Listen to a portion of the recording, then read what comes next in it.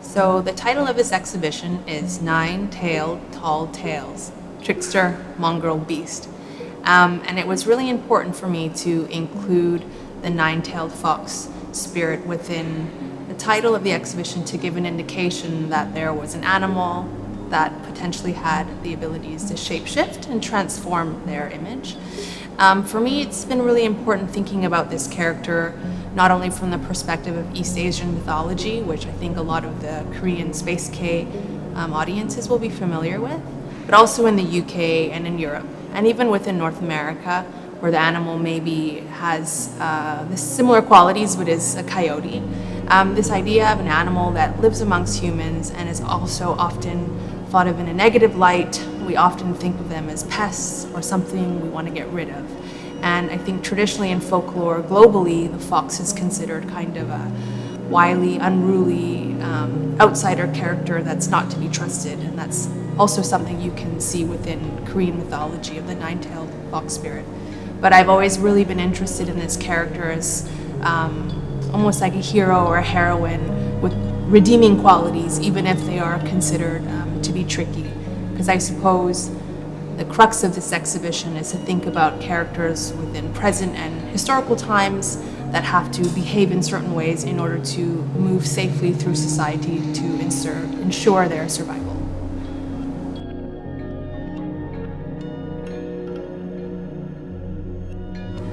So one of the things that I always think about quite deeply when I'm invited to do an exhibition is how will I respond to the space?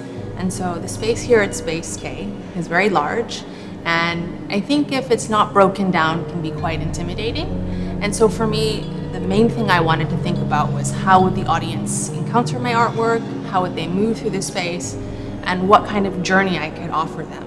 So I usually start off with one singular idea, whether it's the kind of concept of the exhibition or a structured anchor point where I can build objects around that piece. And so for this exhibition, I knew I wanted to show two works from 2022. I think they're behind me if you can see them. They're the textile works. Koreans will be familiar with them as pojagi, so a kind of traditional Korean patchwork. And I think within the geometrical shapes, there's almost a maze-like quality. So one of the things that me and my partner Benito designed was this idea of this maze within the exhibition, which would also reflect, I suppose, the formal images that you might see in these patchwork pieces, but also because the maze is something that heroes often encounter within stories and have to overcome kind of challenges or obstacles in order to find an en route destination.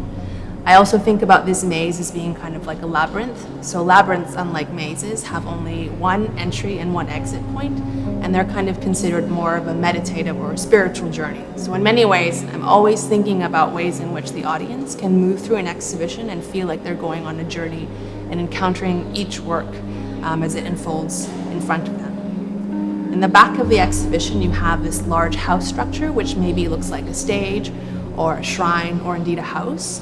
So that is originally a reference from an exhibition that I recently had in London at the Whitechapel Gallery. And there it appeared more as a full structured house, which was, again, a loose reference of a hanok or a traditional Korean house, or just kind of a stereotypical A-frame structure that I think globally we would recognize as shelter or a home. Here it appears more as, I guess, a cut-through section of that house. And I wanted it to feel like a stage where the possibility of a live performance could happen.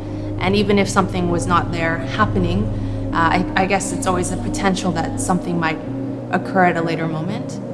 I also think that it was an interesting idea to have the end part of what looked like that Whitechapel structure to be pushing through the wall of Space K, almost as if it was a section of the gallery that I suppose maybe had an invisible portal, or there was a way in which you could traverse time and space and kind of enter that other gallery space, which was in London.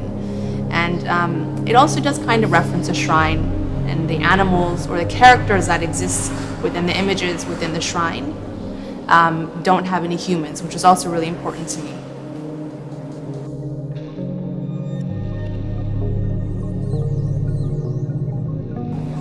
So within my work, I'm really interested in referencing aspects of traditional Korean craft or folklore or performance.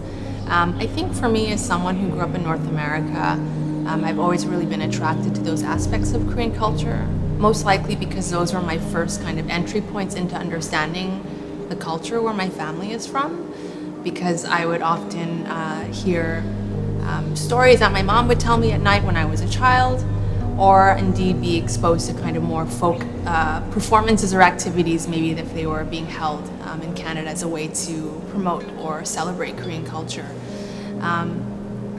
Korean shamanism is something that I think is really important and interesting to me on, a variety of different levels. So I think from a perspective of someone who's grown up in a colonial country in Canada, I think it's deeply important as a non-Indigenous Canadian person to understand the history of that country, and I think it's the responsibility of not only Indigenous people in North America, but everyone who lives there to preserve and understand the culture that was originally there.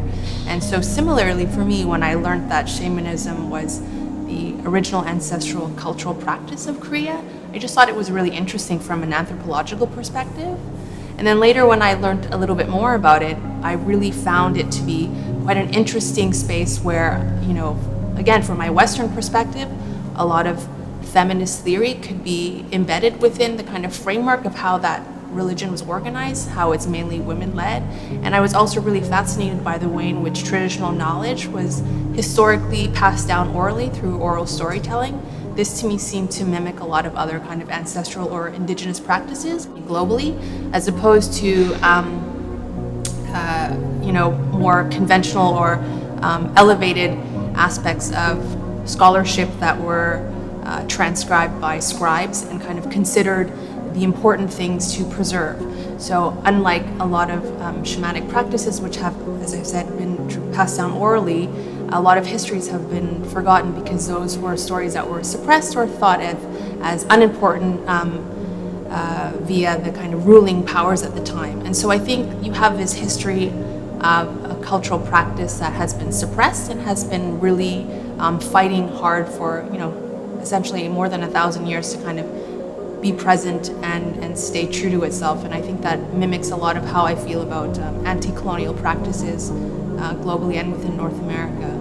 And I think also just with regards to this idea of performance, the idea that the shaman is a performer and wears really beautiful and interesting regalia, there's this idea that they are also explaining different stories, passing down that knowledge historically, I think is fascinating. So I think that even if people have different religious perspectives, for me, as a person whose family comes from Korea, I think it's deeply important to just learn about the history of the country, and I think it definitely enriches one's knowledge and perspective of how traditional and contemporary Korean society are actually fundamentally based on something that is so ancient and ancestral.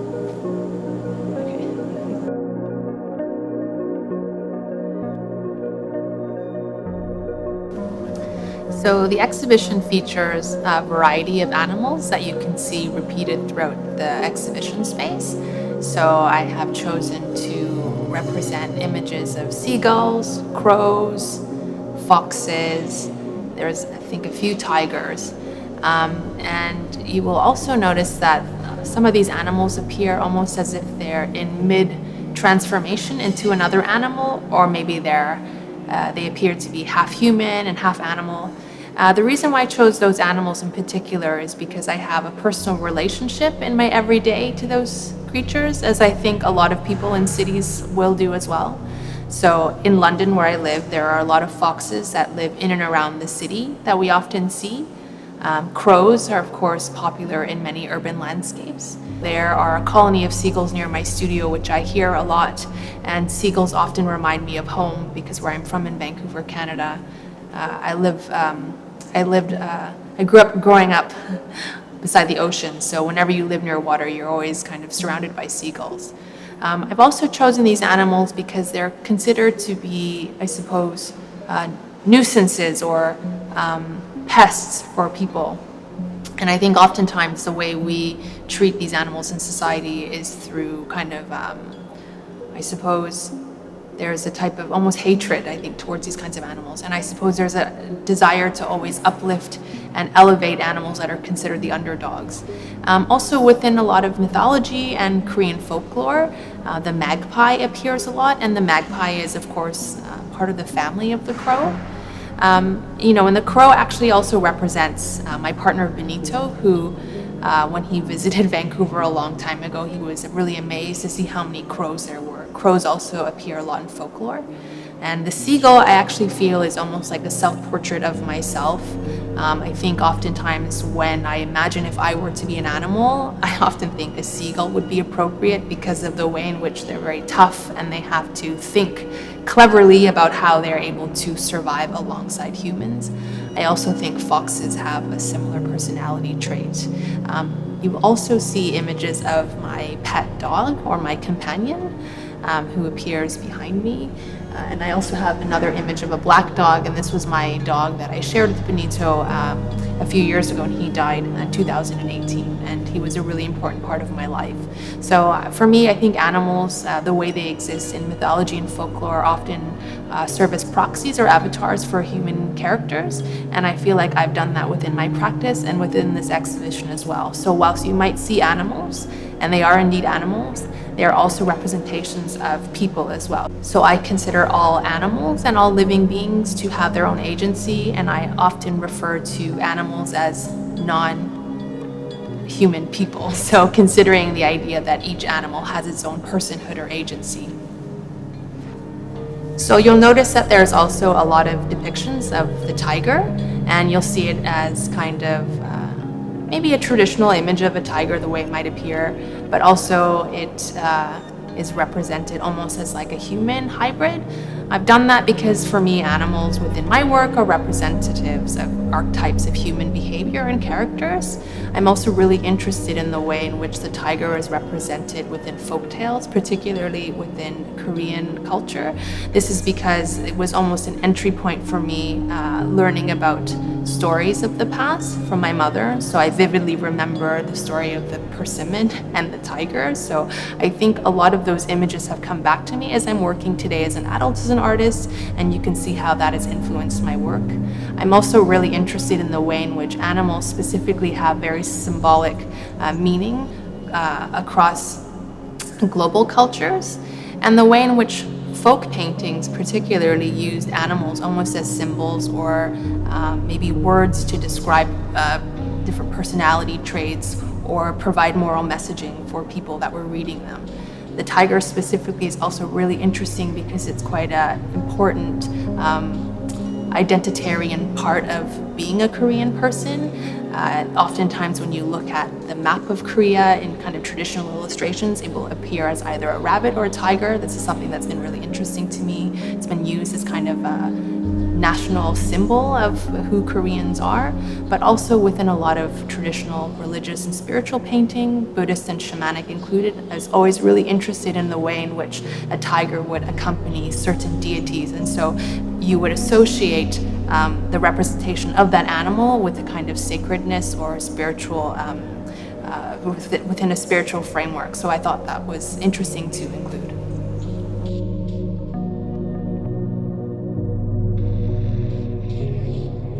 So I think within the past about 7 or 8 years of my practice, I've really been focused on live performance, sound, sometimes moving image, and a lot of textile work. I haven't really focused too much on images of people or working within portraiture. Even though I'm constantly thinking about identities, I'm usually doing that within the framework of what people are wearing. So oftentimes in my work, you'll see images of garments or costumes. And for me, I was always really interested in the absence of the body to talk about people or characters.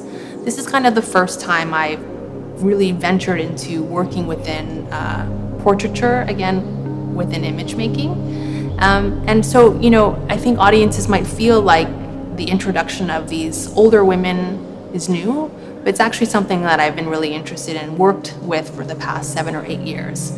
So I suppose on one hand, I was really inspired by the idea of the grandmother because I myself never met my maternal grandmother.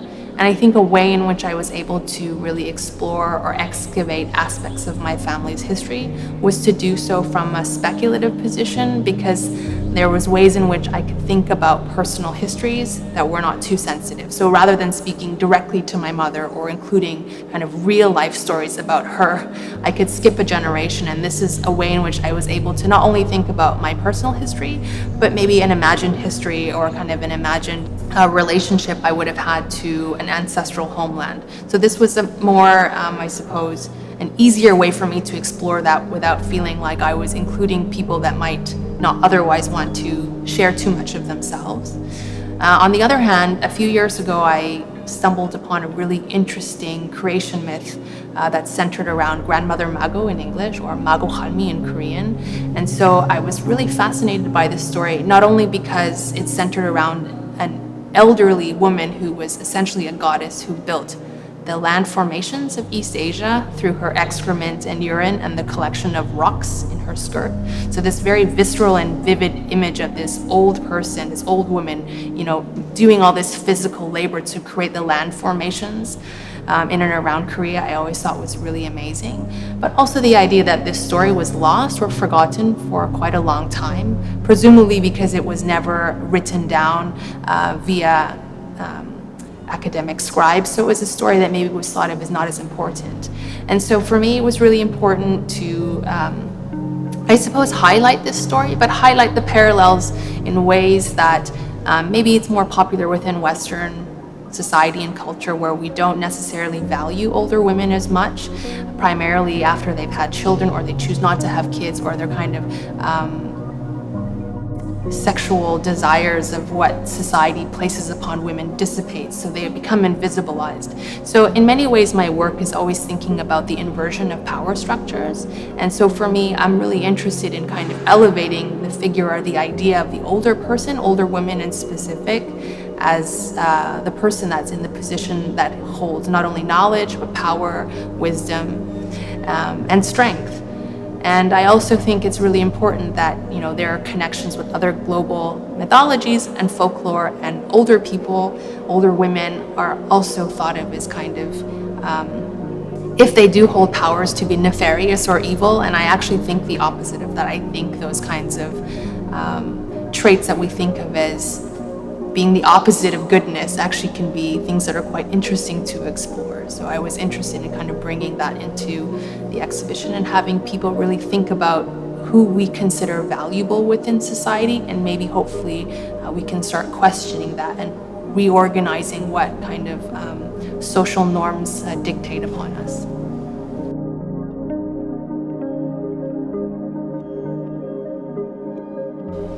So this is my first kind of solo endeavor within Korea and Seoul. This is where my family is from and where half of my family still lives. It's incredibly rewarding, not only from a professional perspective, but definitely from an emotional place. I feel really happy and excited to be able to share my work here and hopefully broaden the scope of what it means to be a Korean person globally. Of course, my experience will be very different than people that have grown up here, but I also think there are things, hopefully, that audiences here will be able to maybe relearn or experience or explore within the culture that they're already familiar with, but from a new perspective. And so what I mean by that is, as you said, there are a lot of folk references and a lot of kind of familiar image tropes that people here will recognize. But hopefully they'll recognize them in a way that seems maybe uncanny or transformed or unfamiliar, because there is new meaning placed upon things, which I think is really important for artists, particularly when we're referencing the past. What is the kind of intervention or the transformation that happens when an artist interjects and puts something new into that storyline? So I'm really hoping that also people, particularly younger artists, are really proud of the rich cultural history here.